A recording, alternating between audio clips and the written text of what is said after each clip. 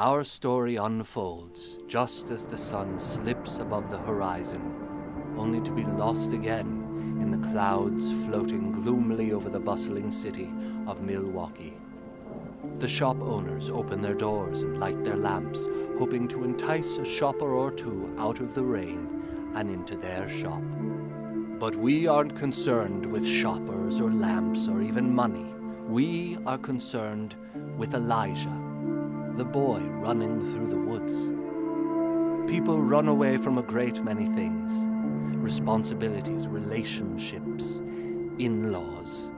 But in Elijah's case, what he runs from is not entirely clear, neither to him nor to you. All he knows is that he is not ready for the world to keep changing around him. So he runs, but eventually the world will catch up.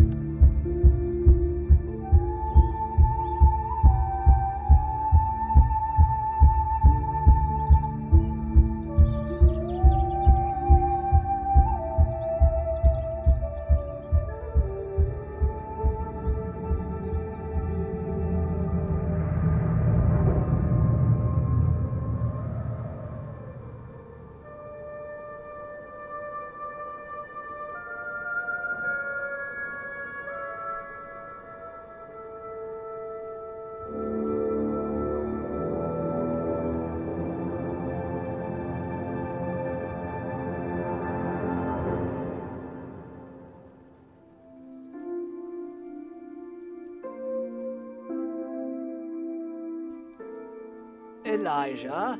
Yep. Would you mind checking in on Tommy?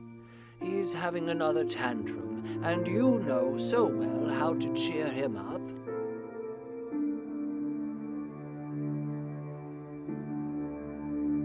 Tommy, a small boy of about 4, sits stubbornly in the middle of the room, red-eyed and hiccuping. Elijah saunters in, hands crossed behind his back. He circles Tommy once with wide strides, snatching a pair of ornate scissors off a desk as he does so, then plops down in front of Tommy. Dust rises from where he sits. Tommy sniffs, wiping his nose and looking at Elijah curiously. "What reminds you of home, Tommy?" Elijah says. "Fireflies," says Tommy excitedly. Elijah starts folding the paper. "Did you know, Tommy, that fireflies carry messages to your loved ones?" "Really? Can it go to my mother?" Elijah starts rapidly cutting the folded paper and exclaims, "Yes, to whoever you want." Elijah unfolds the paper and a string of fireflies unfurls, to the delight of Tommy, whose woes are now completely forgotten. "Can I have some?" asks Tommy. "You can have these," says Elijah. "Here, now you can carry fireflies with you everywhere." Elijah hands the delighted Tommy the string of fireflies and rustles his hair. And without further ado, they head down to breakfast. After a brief altercation with the orphanage bully, Cole, Elijah resumes his day with the honored task of running an errand for the headmaster. "Elijah? Elijah? Would you be so kind as to deliver this for me?" A truly pivotal moment for Elijah, as this marks the first time he has left the orphanage grounds since his arrival. However frustrating a holy umbrella may be, it certainly isn't going to dampen Elijah's spirits today. In fact, he hardly even notices the expressions of old friends and neighbors as they peer down their noses at him. "Look at the bootlaces on him. Can't even tie a proper Gordian knot." Well, no, I don't think that's right, really.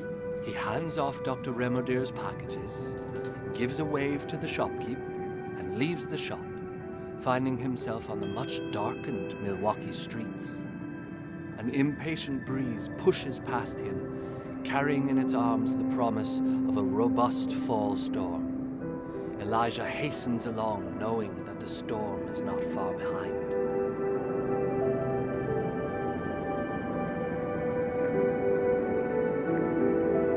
As promised, the skies open and the rain comes down. Already soaked through, Elijah sees no sense in cutting short his precious time in the city to outrun something that has already clearly won. And so he slowly makes his way up the abandoned streets to the orphanage.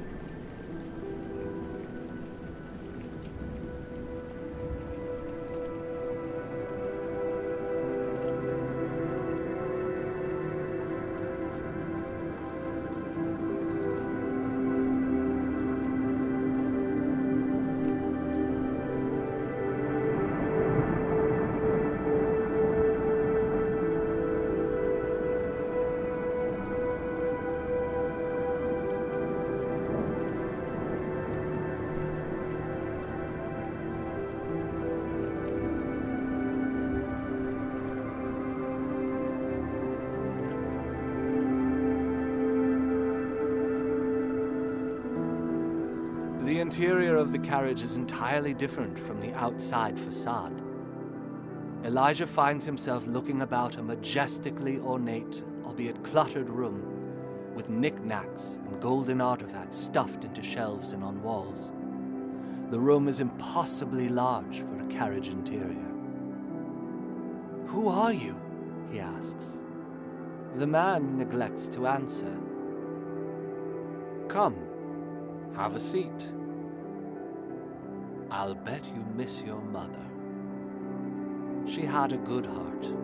She loved you very much."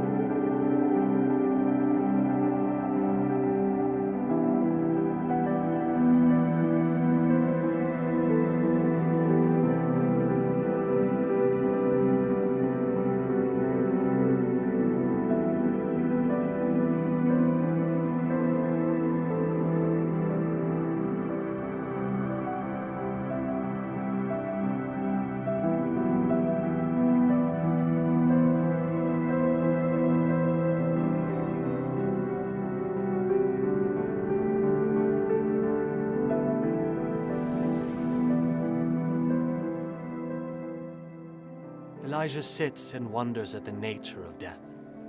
He wonders if it is destiny, written already in the stars, or if it is cruel balance, him paying for someone else's wrongs.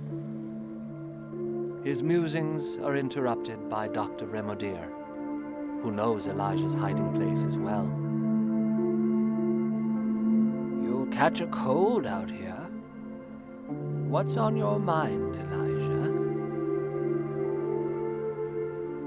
Dwelling on your troubles does not solve much, but if I can help, just know you can talk to me about anything. I may not look old, what with this luxurious mane of locks and my gallant, charming smile,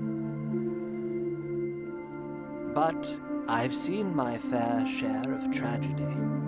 I've worked with the children here since I was barely more than a child myself, and some of the torment I witnessed was almost too much to bear. But it made me realize who I wanted to be, and it led me down this path to helping and healing children like yourself. I wish I could say I helped every child I met along this path, but I can't. This is me, as a young man. I'd been working at the orphanage for 2 years at this point. That's my grandfather. I worked for him here when I was young. I met my best friend here, He didn't exactly approve of my fondness for the children, in particular, her. Well, it's getting late. You should head to bed.